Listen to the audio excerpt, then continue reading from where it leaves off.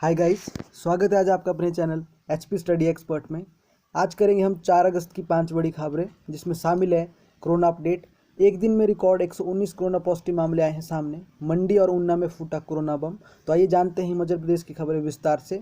Corona virus से हिमाचल प्रदेश में मंडी जिले में 37 मामले, सोलन में 32 मामले और पूरे प्रदेश भर में 119 संक्रमित मामले सामने आए हैं।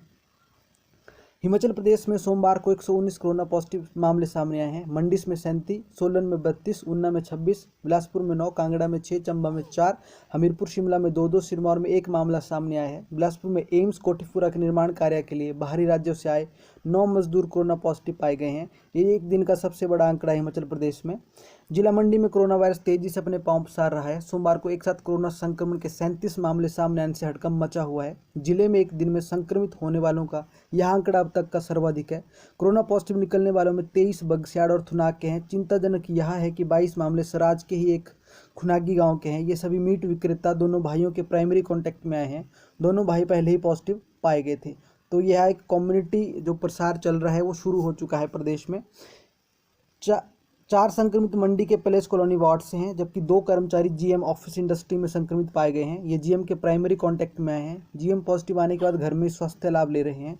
सुंदरनगर के धौली क्षेत्र से एक मामला सामने आया है। सुंदरनगर के धौली का 27 वर्षीय युवक रूस से एमबीबीएस करके लौटा है और दिल्ली से टैक्सी कर 26 जुलाई को सुंदरनगर पहुंचा था और वहां होटल में क्वारंटीन था। डीसी मंडी ऋग्वेद ठाकुर ने 30 पॉजिटिव मामलों की पुष्टि की है। बल से 3, सुंदरनगर से 2, थुनाग चचियोग से एक मामला सामने आया है। ऊना जिले में एक साथ 26 लोग कोरोना पॉजिटिव पाए गए हैं। यह अब तक का कोरोना का संक्रमितों का सबसे बड़ा आंकड़ा है। बटोली गांव के 16 लोगों की रिपोर्ट पॉजिटिव आई है। इसमें 4 से 7 साल के 3 बच्चे, आधा दर्जन पुरुष और 7 महिलाएं भी शामिल हैं। बताया जा रहा है कि ये सभी लोग जो महिलाएं भी शामिल हैं। बताया जा रहा है कि ये सभी लोग कोरोना संक्रमितों के संपर्क में आने से कोरोना पॉजिटिव हुए हैं। कोटला कलां गांव में 3 लोगों की रिपोर्ट कोरोना पॉजिटिव आई गई है। तो इस तरह से प्रदेश भर में जो कोरोना से संक्रमितों का कुल आंकड़ा है वो कम्प्लीटली पहुंचकर 2800 के पार हो गया है। कुल आंकड़ा 2818 पहुंच गया है और एक्टिव केस 1128 हो चुके हैं और अब तक 1662 लोग वो ठीक हो चुके हैं। तो एक्टिव केस फिर से बढ़ चुके हैं। एक्टिव केस पहले 1000 से कम हो गए थे, लेकिन फिर से एक्टिव केस 1128 तक पहुंच गए हैं। ठीक होने वाले का आंकड़ा भी वैसे ही बढ़ रहा है। बात करते हैं अगली बड़ी खबर की। एचपीयू भर्ती से संबंधित 6 अगस्त के बाद जारी दस्तावेज नहीं होंगे मान्य। तो एचपीयू में जो कुछ पदों को लेकर भर्ती निकली हुई थी उसमें ये खबर आई हुई है कि जो 274 विभिन्न श्रेणियों के विज्ञापित पदों के लिए ऑनलाइन जो आवेदन निकले हुए थे उसमें 4 से 6 अगस्त तक आवेदनकर्ता अपने लॉगिन आईडी का प्रयोग करके दस्तावेज की जांच और अपडेट कर सकता था। लेकिन 2 दिन विश्वविद्यालय की भर्ती शाखा के पोर्टल को खुला रखा जाएगा। विश्वविद्यालय के कुल सचिव सुनील शर्मा ने कहा है कि इन पदों के लिए निर्धारित पात्रता शर्त वो बहुत ही आवश्यक है। तो दस्तावेज को जो अपलोड कर अटैच करना अति आवश्यक है। अतः अभ्यर्थी सुनिश्चित करें कि श्रेणी, शैक्षणिक योग्यता, हिमाचली प्रमाण पत्र और सभी जो आवश्यक दस्तावेज अटैच किए गए हैं वो पूरी तरह से वहाँ पर अटैच होने चाहिए। अब बात करें अगली बड़ी खबर की। पीजी और बीएड परीक्षाएं सितंबर में होंगी। प्रदेश विश्वविद्यालय पीजी कोर्स की परीक्षाएं सितंबर में करवाएगा। इन्हीं परीक्षाओं के साथ ही एचपीयू बीएड के दूसरे और चौथे सेमेस्टर की परीक्षा भी करवाने जा रहा है।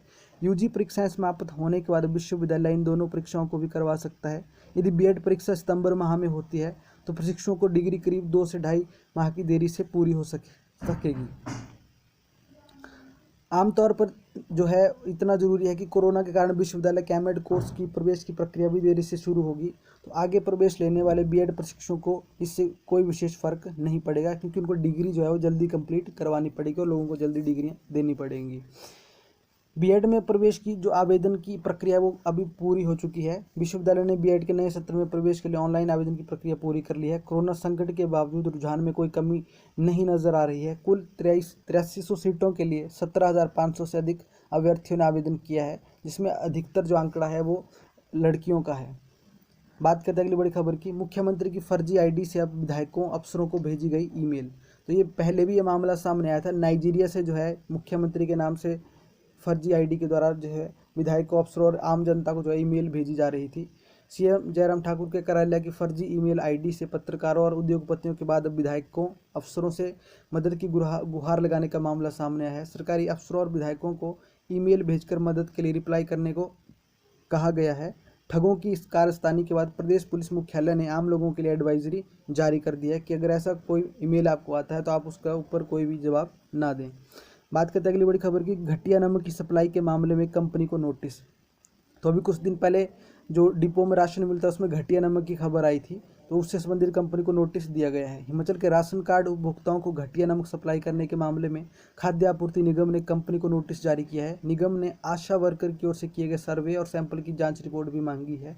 गुणवत्ता का पता लगाने के लिए सोमवार को खाद्य आपूर्ति निगम ने प्रदेश के विभिन्न राशन डिपों से नमक के सैंपल भी लिए हैं। सोमवार को लिए गए नमक के सैंपल की रिपोर्ट 5 दिन के भीतर आएगी। खाद्य आपूर्ति निगम ने कर्मचारियों को निर्देश दिए हैं कि वे राशन डिपो से खाद्य वस्तुओं के सैंपल भी लें, जिससे उनकी गुणवत्ता की जांच की जा सके और उपभोक्ताओं को बेहतर खाद्य वस्तुएं उपलब्ध करवाई जा सके।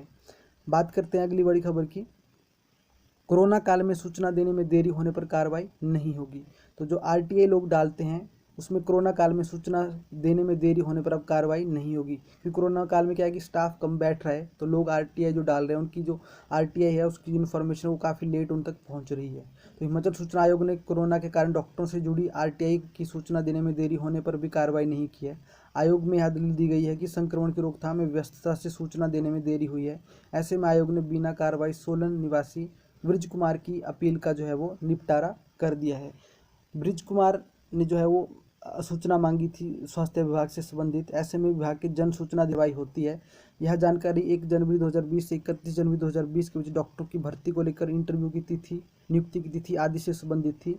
लेकिन जो डिपार्टमेंट है उसने जो है इसकी जो जानकारी है वो काफ़ी लेट भेजी है। इसके खिलाफ उसने जो है वो एक्ट के तहत जो है उसने कंप्लेंट की थी जन सूचना अधिकारी की, जिसके बाद में उन्होंने सफाई में कहा था कि 83 पृष्ठों की एक सूचना भेजी आवेदकों की कोरोना वायरस की रोकथाम की वजह से जो है व्यस्तता के कारण विभाग की ओर से सूचना नहीं दिला पाने की बात की गई। इसमें आयोग ने माना कि देरी का कारण यह रहा कि इसी के साथ अपील का निपटारा भी कर दिया गया। तो ये थी आज की प्रदेश की 5 बड़ी खबरें। सभी प्रतियोगी परीक्षाओं की तैयारी के लिए तथा सर्वश्रेष्ठ अध्ययन सामग्री पाने के लिए आज ही चैनल को सब्सक्राइब करें एचपी स्टडी एक्सपर्ट को। Thank you so much.